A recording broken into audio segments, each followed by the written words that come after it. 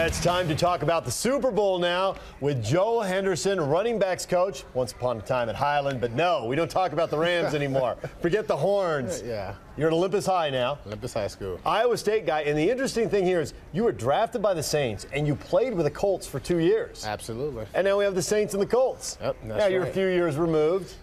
But nonetheless, you still have, you remember those days in those jerseys, you know even a couple people in the organization, and you have a sentimental pull, or is this just sit down and watch a football game? Sit down and watch football. Nostalgia, but sit down and watch football. Yeah. So let's get right to it. Who's going to win? You know, I think it's going to be a close game. Depending on the White Freeney's injury, if he's back and healthy, I think the Colts edge him.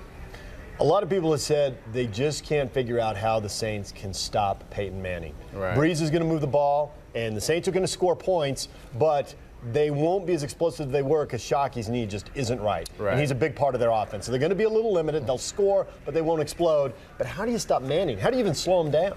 Well, I think the key matchup in this game is going to be Greg Williams' ability to have two game plans against Peyton Manning. Now, Peyton Manning is a coach on the field. He's a tactician. He's very sharp, very accurate, very good.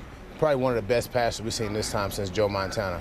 So if you can come out with two game plans, like the Jets did with when they had that defense blitzing package, they didn't change the second half. But if Greg can come out with two game plans, he has a chance. So you could have a second game plan for the second half and just show Manning stuff he hasn't seen at all? Because if you give him halftime to make adjustments, whatever you do to stop him in the first half won't work in the second? Not at all. Peyton Manning has had 2 weeks to prepare for this game. And you can best believe that he has studied every bit of film that the Saints have played.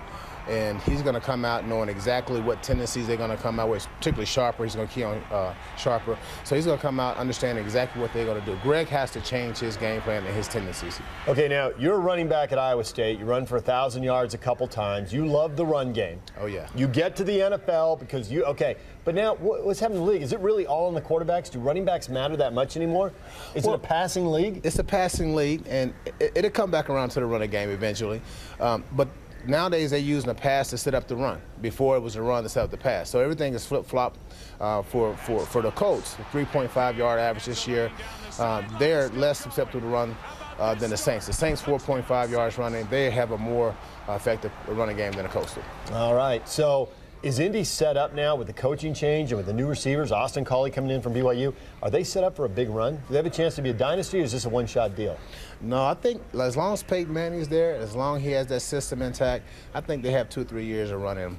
Really? Yeah. Are the Jets coming back, or is that just a hot run in the playoffs? Because they were a 7-7 team, and they got 2 gifts with 2 teams who weren't trying to play to get into the playoffs. But then they won 2 games in the playoffs. Right. Are they set up for the future?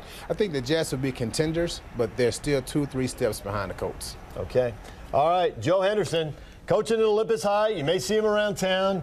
And your old teams, the team that drafted you against the team you played for. It's going to be fun. I'm All excited. Right. Get some pizza, get some popcorn, hang out. It's There you go. ready, yeah. All right, Super Bowl, 4 o'clock next Sunday, right here on Channel 2. Pre-game show at noon, and there'll be football-related stuff starting at 10 in the morning, so you got your whole day set.